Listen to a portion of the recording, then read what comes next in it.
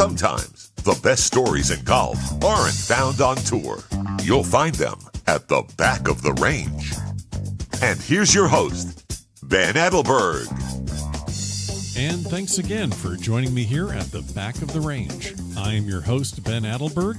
This is episode 7, and that was Mitch Phillips. Check him out at mpvoice.com. As always, we appreciate his support and for lending his voice to the back of the range. We're going to jump into the episode pretty quickly this week, but before we do, you know the drill. You're probably listening through Apple Podcasts right now, but if you have friends that don't have an iPhone and are still trying to find out how to listen to the podcast, send them over to Stitcher or Google Play or Overcast. Also, we are on Instagram. You can find us at the Back of the Range Podcast. This is the best place to get the latest info. Preview clips, future guest announcements, it's all going to end up there first. And remember, the home base of the podcast will always be our website, thebackoftherange.com. Finally, you can reach me via email at ben@thebackoftherange.com. In fact, I'm starting to get some requests for shirts and hats and towels, something that has the logo of the podcast on it. But I need some advice on this. What should I get printed up? Shirts, hats, towels? Now, don't be a smartass. I can't send you an M3 driver or a Cameron with the Back of the Range logo printed on it. We're not at that point yet. But seriously, if you have an idea, drop me a line, and you never know, I might just hook you up with something. So with the Winter Olympics just starting up, I started thinking of one of the marquee sports of the games, and that would be hockey. And then I started thinking about this week's episode, and I knew what had to happen. We needed a Canadian, but not just any Canadian. No, we needed a Canadian that played hockey as a kid and then college golf in South Florida that also owns a barbecue restaurant. Thankfully, I know a guy that fits that description. So this week's guest is Scott Kennedy, who hails from the golf-crazed town of Peterborough, Ontario, Canada. Scott's life in and around the game of golf has taken some absolutely ridiculous turns. In fact, I'm having a little trouble trying to cohesively introduce him for this damn episode. What can you say about a guy that's played college golf at Florida Atlantic University, then got into the mergers and acquisitions game in Dubai, then he quit that, came back to the States, found himself owning a nightclub, and now he's the co-owner of Smoke Barbecue in Fort Lauderdale, Florida. Well, all I can tell you is that this episode is going to be a little different than the rest. So let's get it going. Scott, welcome to the Back of the Range. How you doing? I'm great, Ben. Thanks. How are you? Doing great. Really appreciate you taking the time to speak with me here at the Back of the Range. So we're just now getting into 2018. How's your game, and where are you playing most of your golf these days? I recently joined a club for the first time in probably 12 to 15 years. I joined Grand Oaks in Davie. And to be honest with you, I'm playing a lot. I mean, I'm probably practicing more than playing, but I cannot use that as an excuse for bad play. No, of course not. Before we get into your start in the game, just really quickly, name 3 Canadians that own their own barbecue restaurant. Go. I can name 3 that are in Canada. I don't know of any outside of that are in the U.S. Okay, good. Just wanted to clear that one up, just because I figured I'd get you on that one. So, well, the Canadian hotbed of barbecue. I just wanted to bring it south of the border. All right, that works. That works. So, you mentioned you joined a club, Grand Oaks in Davie, Florida. That is the site of where Caddyshack was filmed, which I'm sure you're well aware of. I am. So before we talk about how you're playing now and your previous experience playing amateur golf, tell me a little bit about how you got into the game in Canada, seeing how, hockey's kind of a big deal there. So how did you get into golf?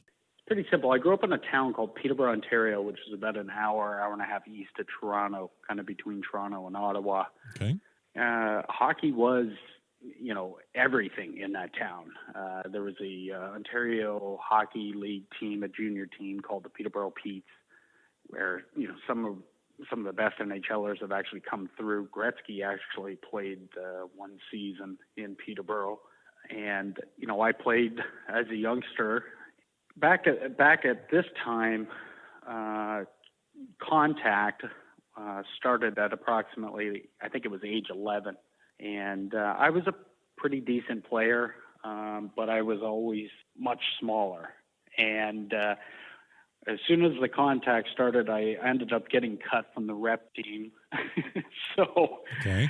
I, and look, there was no visions of grandeur in playing hockey. I played it because I loved playing it. I had started playing golf quite young. I was somewhere between 7 and 8. My father was a member at a semi-private club called Pinehurst, which was in just outside of Peterborough. We're talking dues of $500 a year. The majority of the members walked. It was on, old farmland owned by the Dixon family. A stereotypical story. I'd go out with Dad and, hit some balls, some old clubs. Look, I really was drawn to it.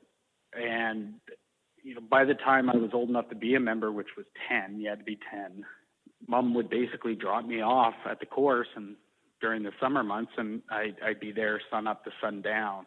Nice. So it was. And there's less people hitting you. There's what? I'm sorry. There's less people hitting you than in hockey, so it probably that draw. Yeah.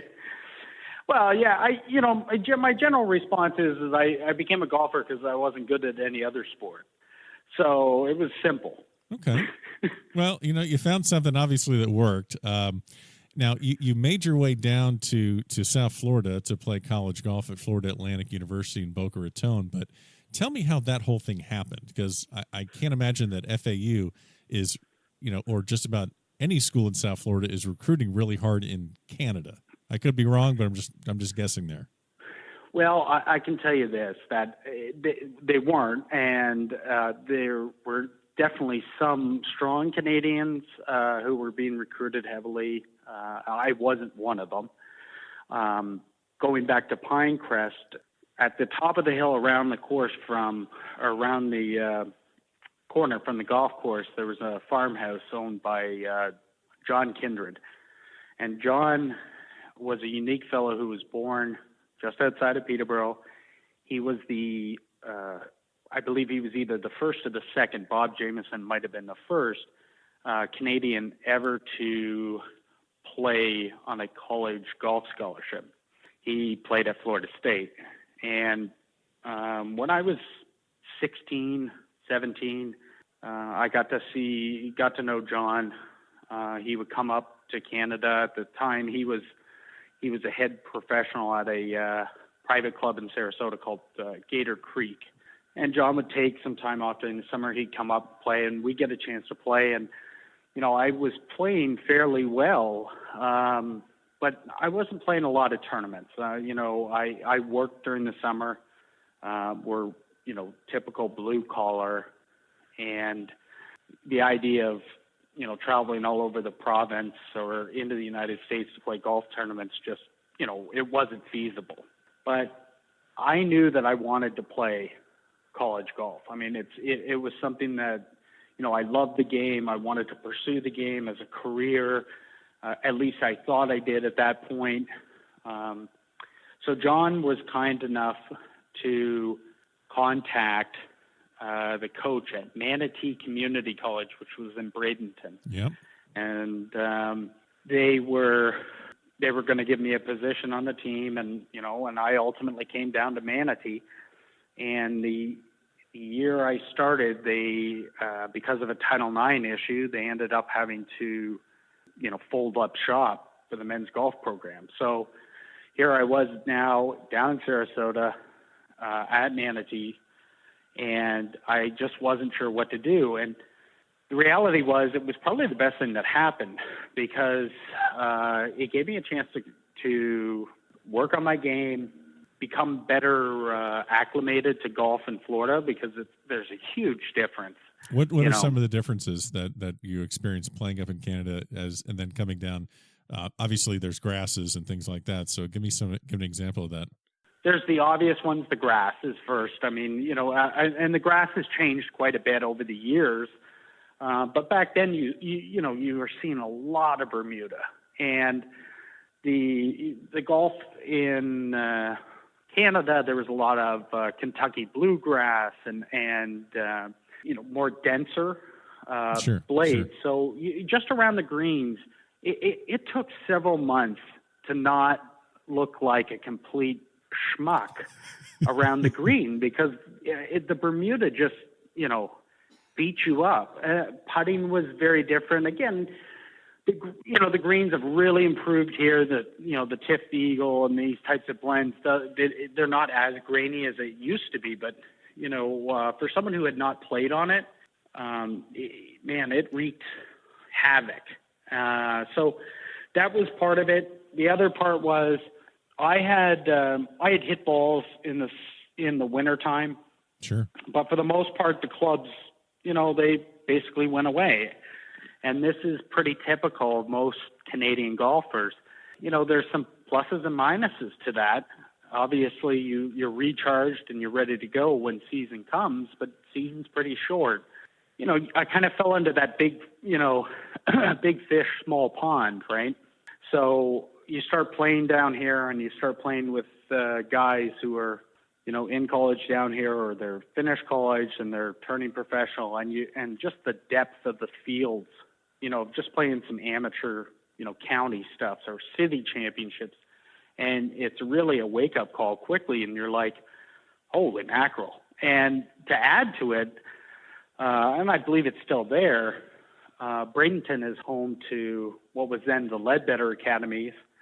So at that time, you could go out and you could play the city of Bradenton or the city of Sarasota, and you'd have, 15 kids who were all going to play major Division I golf. I remember Trent Leon was one in particular. He ended up at Oklahoma State.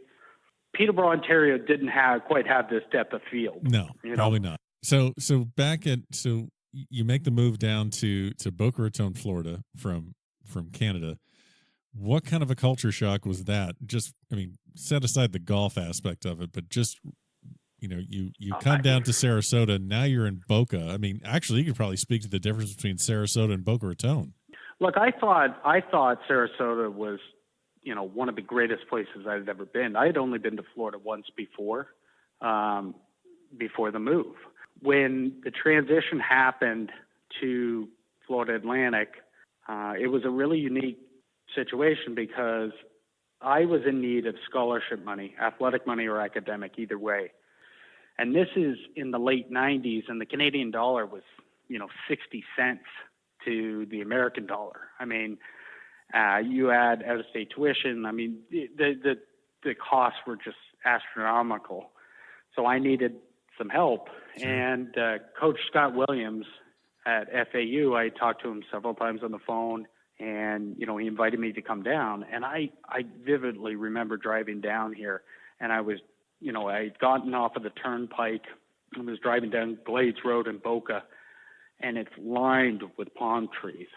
And the grass was manicured perfectly. And again, Sarasota was a wonderful place. Boca to me was like, different you world. got to be kidding me. This is how people are living? Yeah, it's a different world. Yeah, and I'm in my 1992 Chevy Caprice White Classic. Looked like I, took it right out of the police station. So I, not exactly fitting in right away. So tell me about the team. Any of the guys that you played with? You're a 3-year letter winner for the Owls from 2000 to 2003. Looks like you pretty much played in just about every tournament. So you had a pretty solid 3-year career there with FAU. So I spent 2 years at Manatee, which meant I actually lost. The clock started on my NCAA. So I only actually had 3 years left when I came to FAU. When I transferred in, the number one player was a fellow named Matthew Anderson, who's, a dear friend of mine. He's out of Tampa, plays a lot of the FSGA events, and he's also my USGA Four-Ball partner. Look, we were a middle-of-the-road Division I team with the aspirations of being a top-tier D1 program. And looking back at it now, those were the best years. I mean, Sure. here you are, you're playing golf every day. The team had a fellow from Norway, Nikolai Siverston, another player from Sweden. We actually had a player from Morocco. You know, it's a melting pot team, for example, and you're just learning. You're playing together. You're traveling together. You know, you have classes together. It honestly is the best experience, bar none. I mean, yeah, would have been great to play at Oklahoma State? Of course, yeah, but it would be a very different experience, I suspect. And I just, you know, I look back at it and you almost regret not appreciating it as much as you should have. And, you know, it's age and maturation, but sometimes you just have to kind of take a step back and really look at it and go, I mean, who's got it better than us? Yeah. Right? No, you're absolutely right. Well, I think a lot of it is and we've had other people on the podcast talk about this as far as college golf goes, but you really have to find the program and the scenario that matches up with you and be honest about that. Not everyone's a D1, huge program guy. You know, find something where you're going to be able to play and compete and have fun. And it sounds like that's what you had at FAU. Well, you're exactly right. I mean, that program fit me to a T. Good. I could play. I transferred in. I played every tournament. I never missed a tournament. I qualified for all of them. I believe we won 2 college events as a team. You know, we never sniffed the NCAA regionals, but it doesn't hamper or in any way impact the experience of it. When you think back to your days in college playing golf with those guys at FAU, give me a story of just an absolute shaking my head. I can't believe we got away with this. I can't believe we did this. Because, before, college is college. And even though golf is a serious thing, we us golfers still like to have a little bit of fun every now and again. So, yeah. There's no question. I can tell you this. Okay, yeah. Give me a good one. I don't, I know that Coach Williams is no longer with FAU, but which is good. So Okay. we had gone up to University of West Florida's tournament, and this was in late January, early February, and this is up in the Panhandle, Pensacola, Florida. Yep, Pensacola. That's a 10-hour drive from here. It was brutally cold. Now let's keep this in perspective. Brutally cold for me growing up was minus 20, minus 25. It was like, 35. Yeah. So it was a very good field, quite a few Big Ten teams there. And at the time, Illinois was there, and they had a Canadian named James Lepp, who I believe went on to win an NCAA championship. Good player, great player, actually, out of British Columbia. And Coach Smalls, Mike Small, was reluctant to have us play. And I don't know if it was because of the difficulty, the course, the weather, whatever it was, or he wanted to make sure that, look, in all honesty, I'm not sure exactly how the NCAA regionals worked at that time, but strength of schedule was obviously a concern and things like that. He wanted his team to produce. And it was windy and cold. It was, miserable. Well, we were thinking there was going to be a delay. So the night before, myself and a couple of the guys on the team decided we were going to go out on Pensacola Beach and see what this was all about. Now, it's in theory, it seems like a great idea. We went and had a couple of adult cocktails, and we met up with a couple of the other teams, and then the next morning came very, very early, very quickly, and I've done a lot of dumb things, but there's something to be said for trying to play hungover at a 30-degree with 25-mile-an-hour winds, and your coach is just breathing down your neck about what you did the night before. It's funny because when we were out in Pensacola Beach, we met all these local yokels, and a couple of them ended up showing up at the golf course the next day. Oh God! Oh no! Yeah. So, needless to say, they weren't necessarily properly attired for the event. Oh, great! Oh, so it was a perfect combination of a big night out and then not even letting the night end. It just kind of continued to drag on into the morning. So. Oh, well, you were out recruiting. You're out bringing fans to the course. So I think what you're doing is you're trying to grow the game in Pensacola, basically. Yeah, this was out of the love for the game. Yeah. All right. Well, Exactly. that makes sense. So, so apparently this team was no stranger to antics off of the golf course. What about on the golf course? Any hijinks that I should be aware of?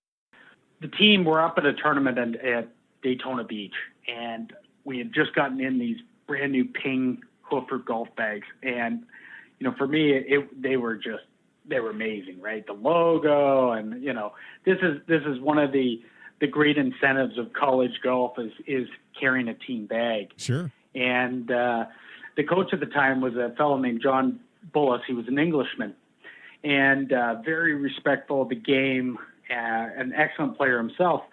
And he had a discussion with us, and he's like, "Boys, listen, don't let anything happen to these bags, all right? Carry them with pride, make sure they look nice, yada, yada, yada." So we're playing the practice round, and it's Matt Anderson and Nikolai Siverson and Mike Daly. And, like most college practice rounds, we got a little skin on the game and, maybe $5 or $10.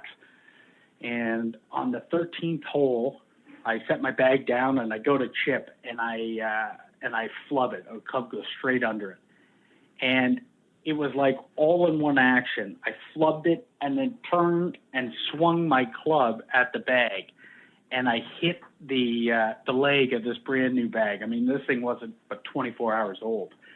And I dented the leg, and I was oh my God, I was so angry. And, like good teammates, I ratted me out the second I got back to the van. Of course. And, coach was, John was like, "Hey, you know what? That stuff happens, don't worry about it." So the next morning's the first round of the tournament, and we're staying on the beach in Daytona, and we go to Denny's to have breakfast. And we're coming back from breakfast, and I go up into the room to grab my clubs.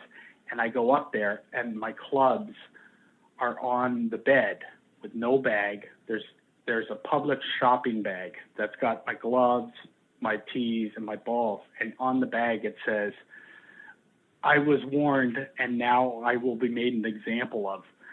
And John Bullis made me carry my clubs without a bag for the first round of this event. Holy shit. Are you serious? Yeah. He didn't.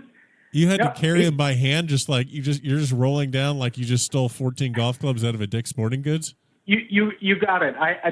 They're in my hand, in one hand, and then a public shopping bag with this handwritten note in Sharpie with my balls and my bag, or my gloves and my tees in my right hand. And that's awesome. Some would say it's excessive, but hey, I've never damaged another bag. That's for sure. That's outstanding. Right? Wow. So FAU, you finish up your career at FAU, and obviously there's that time where I guess you have to kind of think to yourself, all right, am I going to actually play this game professionally, or am I going to go get a job and do my thing? Talk me through how, that decision process came about and where you headed right after school. So I still had this inkling that I wanted to play golf for a living. And when my eligibility was up, the university allowed me the opportunity to stay on as an assistant coach. And I was finishing up my MBA. Right before graduation in April, I took a student loan out because during the summers I had never had the opportunity to go and play kind of the traditional college summer schedule, playing the North-South or sure. the Sunny Hana, whatever it may be. So I took out a small student loan, against, everyone's advice at that point. And I decided, look, I'm going to play for the summer, and I'm going to have a good time. I'm going to have a great experience, and I'm going to see kind of where I match up. At the time, we had another Norwegian on the team named Torstein Neverstead, who was an excellent player. That's a great name. Great name. That's absolutely. Wow. And Torstein, eventually, he ended up transferring and finishing at Florida State. Excellent player. Well, I had submitted a ballot entry, and now I believe the ballot entries are based off the World Amateur Golf rankings, but I submitted a ballot entry to play the British Amateur, and I was fortunate enough to get in. So I went over to Scotland. It was the 250th anniversary of the R&A. It was a huge deal because the tournament was actually at the Old Course. It was on the Old Course and Jubilee Course. And so let me just make sure I understand this correctly and make sure our listeners are following along here. You took a student loan to finance your amateur golf career and travel expenses. That's 100% right. Fantastic. I mean, fantastic. America's a great country in so many ways, Ben. Love it. All right. Well, I could, if you needed help spinning that into just calling it an educational experience, I could probably help you with that. But it sounds like you did fine on your own. So I'm sorry. Continue. 250th. Let me tell you. Yeah, go ahead. It was an educational experience. It just wasn't in the sense of the traditional education. Those are the best kind. So it's the 250th British Am, you lucky bastard, at the Old Course, you lucky bastard. Amazing. Yeah. So so my caddy, the golf coach that I grew up with in Peterborough, was able to come with me and caddy for me, which was a wonderful experience. A fellow named Mark Crampton. He was instrumental in getting me into a position where I could, play at the collegiate level. And he was able to come over and share it with me. You talk about experiences, and, when we talk about golf experiences, the night before the start of the event, we're invited to the R&A clubhouse. And of course you are. Of course, right? So we go into the clubhouse, and they've got this, scotch tasting, and you're able to look, and obviously the claret jug's on site, and it's just, you have to stop and kind of pinch yourself and go, I mean, are you kidding me? I mean, 5 years ago, I'm playing golf in a farmer's field in Peterborough, and here I am at the home of golf, about to compete in the British Amateur, and I'm with, a lifelong friend. I mean, how does it get any better than this? Yeah. And every night, when we first got to Scotland, every night we had a pint and a bite to eat at the Dunvegan. Yep. Which is owned. Well, it's actually been sold now. But Shira and her husband was a Texan. I believe he was an Aggie. Salt of the earth people. I think it's Sheena and Jack Willoughby is who you're thinking of. I'm sorry. That's okay. Sheena. I apologize. And she recognized us when we kept coming back, and the night before we went to the R&A clubhouse, we were all dressed up. She came out. She said, "Oh, boys, let me get a picture of you." And so she took a picture of Mark and I, and the next day when we were back in there, she put the picture up on the bar, and it's almost comical because Mr. Palmer was in St. Andrews for the gala for the 250th anniversary, and she had a picture with him from the night before, and then she had a picture of Trip Keeney, who I believe had recently won the U.S. Mid-Am, or at that time was one of the best amateurs in probably in the world. And then there's two schmucks from Peterborough, and there's the three pitchers, and Palmer and Keeney and Kennedy.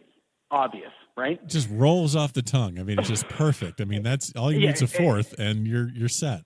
Yeah, exactly. I mean, what's really missing? So we end up playing the tournament. I shoot 71 the first round, which was 1 under. Solid. And it was windy and a little rainy.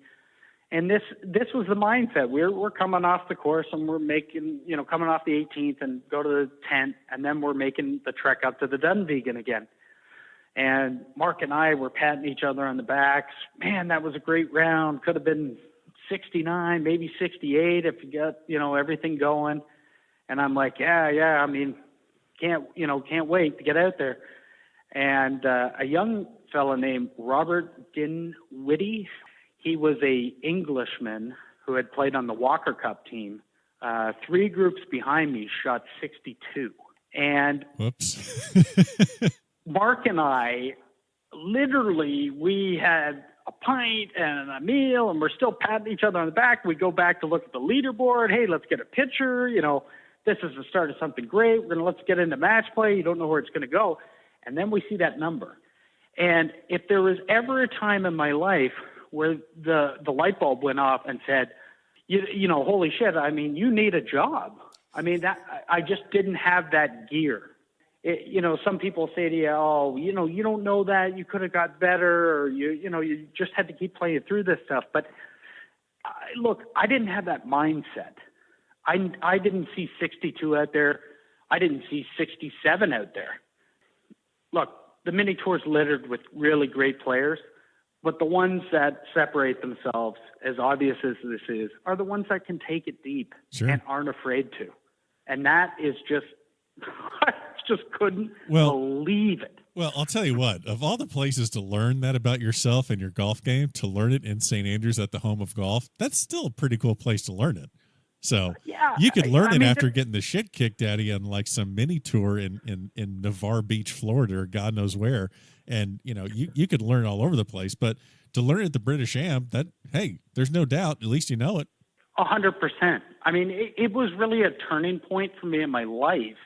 Although I had other tournaments throughout the summer, I was going to come back and play the North-South and play the Barrett East Coast Amateur and the Canadian Am and stuff like that.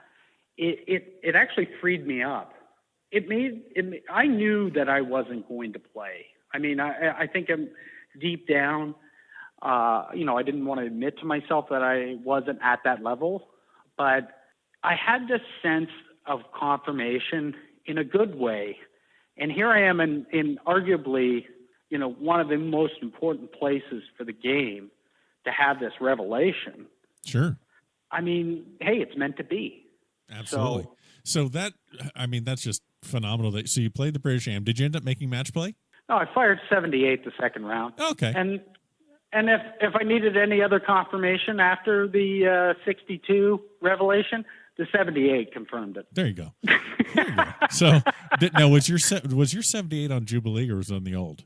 It was on I think it was on Jubilee. And the weather, the second day when I shot the 78, we were actually pulled off the golf course. The argument was, the RNA never stops play. That is not true. Okay. No, they stopped in the Open Championship in sure. Yeah, in 15. And they'll play in anything. Yeah, you can play in the worst weather over there, no question. But even as hard as those greens are, if there's enough rain, it pools everywhere. So it doesn't matter. And I had never played in conditions like that. So you and the British Amateur, and at this time you're looking to obviously you just said to yourself, I need to get a job. But before we get into what you're doing now, which is, as you said, you own a barbecue restaurant here in South Florida called Smoke, and you've been involved with other restaurants previously. So tell me a little bit how you kind of got into that realm briefly. So Ben, what happened was that, when I decided that, hey, you know what, golf's not going to work, I had interned, for a couple summers at Ernst & Young. So I went there and I was an auditor in the real estate practice for a couple years and had an opportunity to transition into their group that was working with private equity firms, specifically in mergers and acquisitions. Okay. That, afforded me a luxury to kind of travel all over the world. And I ended up lastly in Dubai, and I was basically burned out. Look, I was home 75 nights in like 3 years. Wow. And I had gotten married in between that. And it just, as much as I was enjoying what I was doing, I missed being at home. I missed playing golf a lot. I had, I didn't have a lot of time. And although I did get to play some great golf courses, I've played all over the Middle East and some very unusual places, but I decided to quit. And with the support of my wife and a lifelong friend, Steve Chin, he was a very successful entrepreneur, and he said, come and work with me, and, we'll do something together. And as I mentioned, he had a passion for golf, and I had a dear friend who was a teaching pro up in New York, just outside of the city, at a club called Glen Oaks, spectacular place. He told me about a fellow named Marius Stillwalter, who was this, quote unquote putting guru. And, I got a hold of Marius and I went and spoke with him and listened to his story. And he just had the most ridiculous story. He was this research scientist, and he was studying the yips and the impact of the yips on surgeons. And then sometime in the 80s, he got hooked up with Bernhard Langer, who was struggling at that time with his putting. And Marius ended up transitioning into golf because he saw the correlation, and, he thought it was fascinating. A lot of his input had significant influence on this the SAM putting lab. Of course. And then he released a product called the Tommy system. Marius had come to the U.S. Interestingly enough, he had the opportunity to go and do continuous research with Dave Peltz or Hank Haney. And he ended up going to Texas, to Dallas, or just outside Dallas, with Hank Haney, because at the time Tiger was working with Hank. So, Marius knew that he would have an opportunity to research and kind of get an idea of what was making this guy tick. Well, Marius never had representation, and he was kind of a one-off. He did his own thing, and I said to Marius, look, you've got a lot of great information. Let's collect it up.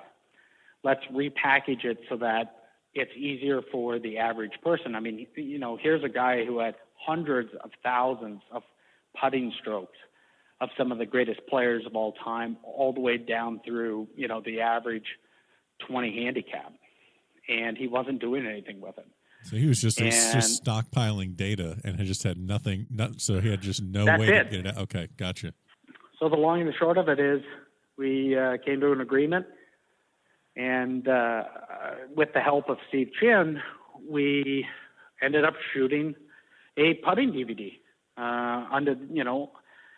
called Automatic Putting, and it was under the Marius Golf brand.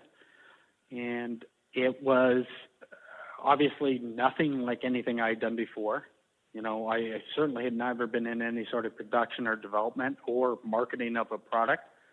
It was a huge learning curve. It was, to say it was successful is, look, there isn't a second one, so I don't want to say that it was wildly successful, but it certainly wasn't a disappointment either. We tried to improve players' putting, and I think we were successful in that. So, Stephen and I did this project together. We had a great time. We went out on tour. We shot all these different things, and we traveled, and we decided, we're gonna continue doing ventures together, and we had talked not a lot, I might add, but one night after a couple cocktails, we were like, you ever wanted to own a nightclub? And is what Steve broached to me, and I was like, no, not really, but he's like, well, I think we should buy a place. And look, I'm young and dumb. I said, yeah, sure, let's do it. And we did, and we bought a Mexican restaurant called Caliente Kitchen. We bought the lease, and we lost so much money in the first year. I mean, it was, just think about my poor wife. I had a steady paycheck. I'm over, building a career in Dubai and whatnot. And then the next thing I know is I tell her, hey, I'm quitting and I'm going to shoot a golf DVD. And then 2 years later, hey, I own a nightclub now. I mean, it all makes sense to me, but I'm single with no kids and I have no responsibilities other than making sure this podcast goes out every week. So it sounds great to me, but I would imagine your wife probably had some concern. Concern. If you thought she was mad when I left Dubai, she was furious when we bought the nightclub. Nice. And so the nightclub provided this opportunity, and it was an opportunity to look into this industry, and not necessarily just the alcohol component, but it was really more the food component. As I mentioned before, when I worked with Ernst & Young, I worked with private equity, and I was in Fort Worth, Texas for a couple of years with TPG, which is Texas Pacific Group. When I was in Texas, barbecue was king there. It's bigger there. It's bigger there than in Canada. I mean, I'm just telling you. Barely. Not much bigger. Okay. I mean, there's not much better than smoked bear and smoked deer. I mean, the burgers are the size of hockey pucks. You understand that, right? So I fell in love with it. I loved the communal nature of it. It was something that appealed to everybody. Obviously, if you're not vegan, but it weirdos. Young, old, it didn't matter. People like barbecue. And, we were doing, we had the nightclub and we had it for approximately 3 years and we had a few years left on our lease and we made the decision to transition it to a place called Smoke Barbecue. And we opened it approximately, I believe it was 2014. And it was very well received. We brought a pit master down from a well-known barbecue place called Oklahoma Joe's, and he put together the first menu and how we were going to direct things. And it sounds like a weird transition, but really, back when I was in Texas, I knew that I was going to be in that business at some point. Because much like the golf, maybe it's OCD, I don't know what it is. But when I make the decision that I'm going to do it, I'm going to do it. And it may not, I've never been afraid to fail because Lord knows my golf game has been more about failure than it has success. Well, that goes with everyone's golf game, to be honest. Right. With you, so. Yeah, exactly. But this, smoke is the most rewarding thing I've done from a career standpoint. I feel very, very blessed that, again, my wife has always had a good career. We don't have any kids. So there's a lot less stress so that if you do have failures, which truthfully you're probably going to when you're starting a business, sure, or at least some slip-ups. Sounds like your no fear attitude in business translates pretty well into how you play your golf with nothing to lose. Just go ahead and go for it. Then I believe that I'm a better player now than I was in college. And I think it's in part a regular partner of mine. I played a tournament recently. It was a senior-junior tournament. The player I was playing with was very, very successful amateur in the state of Florida, Peter Wegman. And I know Peter Wegman. So Peter and I are playing an alternate shot format. And it was really one of the first times that I had really noticed this, but I kept leaving poor Peter 3-foot, 4-foot putts past the hole. And it dawned on me it was instinctual for me to hit the ball more than it was to roll the ball into greens. I'm going to make it. That was my thought. If I didn't make it, probably wasn't going to creep by, and, right, wrong, or indifferent, that's how I played. And poor Peter, I probably knocked a year off his life having to make all of those, which he did. But yeah, there is a translation. I think that's partly why I'm enjoying the game more and more. And, I had several years where I didn't play. And it wasn't because I didn't want to. It was because I was focusing on the business. Sure. And having joined Grand Oaks and getting back into it now, is because I miss the competitiveness. I miss being around the guys on the range. I miss I want that urge of having a chance to win a tournament or being in that, at least in the game, Sure. coming down. And the adrenaline to me is as addictive as any drug. So last year you ended up at the this US Amateur Four-Ball at Pinehurst, but not just, qualifying for USGA is exceptional no matter where it is and when it is and whatever it is, whether it's a US Am or the Mid-Am.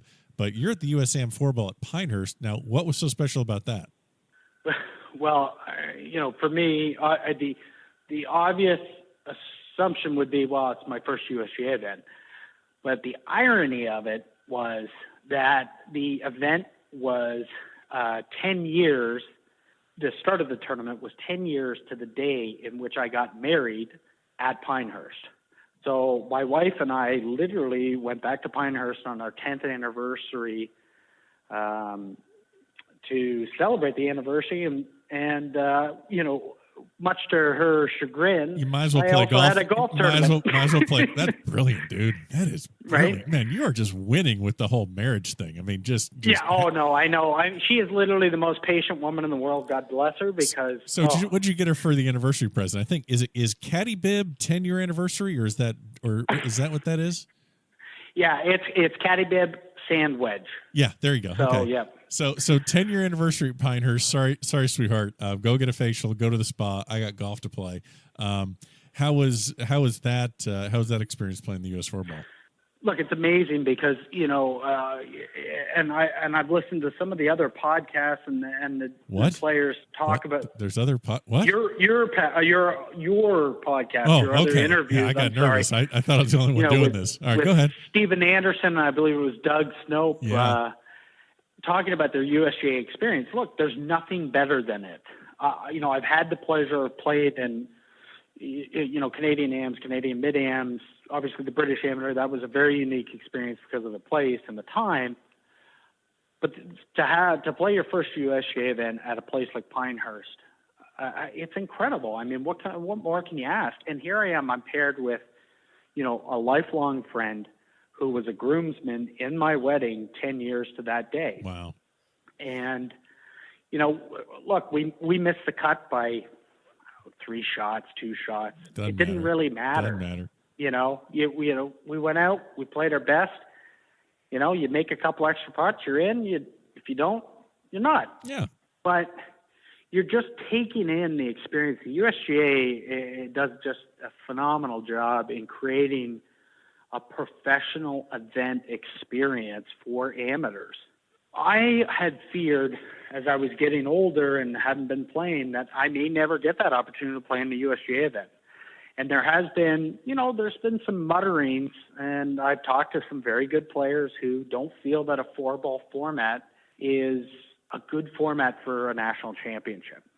And I would disagree. I mean, look, the object in holding a national championship is for, to identify the best team at that time, and albeit, the one downfall to the 4-ball is because it's a spring tournament, the qualifying can be, 5-6 months in advance of the tournament. Yeah.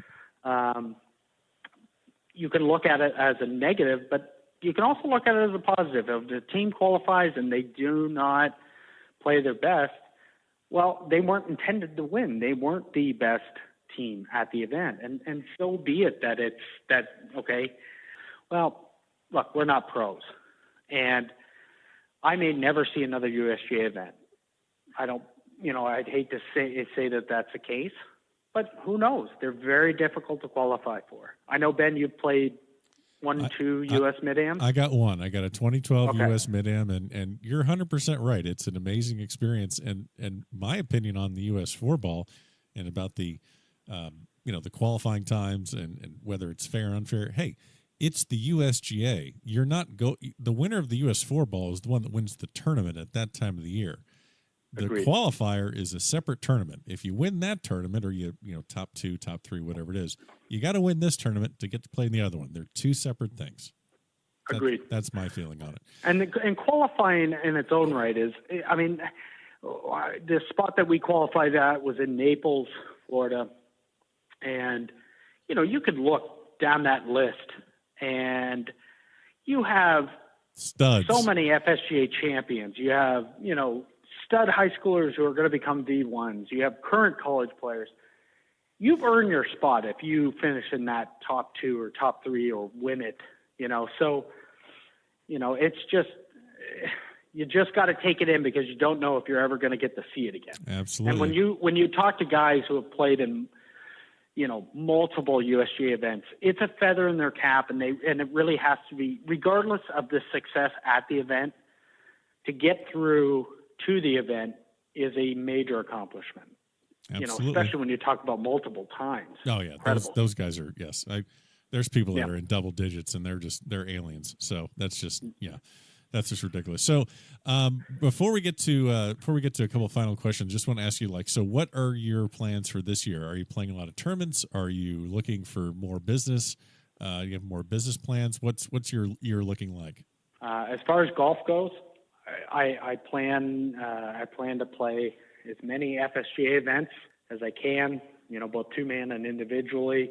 I have been very blessed to have the opportunity to play some of the, you know, cocktail circuit events, probably go to Birmingham National or the Birmingham Invitational, and maybe up to Oak Hill or whatnot. But truthfully, what I would like to do this year is to play as much as I can locally, you know, get into a position to win, whether you win or you don't win, but be competitive. You know, I'd love to play in the Florida Cup team in the fall. That's, you know, it's just it may sound like a small goal, but for me, it's, you know, this is why you hit, you know, a few extra balls or you spend an extra hour, you know, putting and chipping because, you know, you want the opportunity to compete at the highest level. So 2018 is going to be a very, very big year for me, both playing and with the business. And we just got to keep positive and, you know, I feel pretty comfortable that things have worked out so far. Sounds like and it. That it'll sounds like you just you roll the dice and you're doing pretty good. So, well, we'll definitely keep an eye on your golf progress, and also we'll have links to Smoke Barbecue in the show notes, so people can, if you're in South Florida and you want to get some good barbecue, we'll point them in that direction. And now, time for a quick bucket. We have a segment here at the Back of the Range Golf Podcast called the Quick Bucket. So some quick questions. We always ask our guests these, and sometimes they change, sometimes they don't. But first one I'm going to have for you is this. Jack Nicklaus, his victory in 1986 at the Masters, or a 5th green jacket for Tiger Woods? Which would be the bigger victory? The biggest victory for the tour players would be Tiger's 5th, because it would just help the TV contract. Those boys are doing okay. Take your business hat off and just be a damn golf fan and just answer the question. Jack Nicklaus, no question. Right. I mean, it's incredible. Yeah, it's incredible, and it as good and as athletic and as strong as players are, to do that at 46. I mean, come on. Yep. This, you know, not to be repeated. Gotcha. All right, so here's another one for you. You can give a major championship to anyone in history, male or female, alive or dead. They could have no majors, 18 majors, 10 majors, doesn't matter. Who's getting a major championship?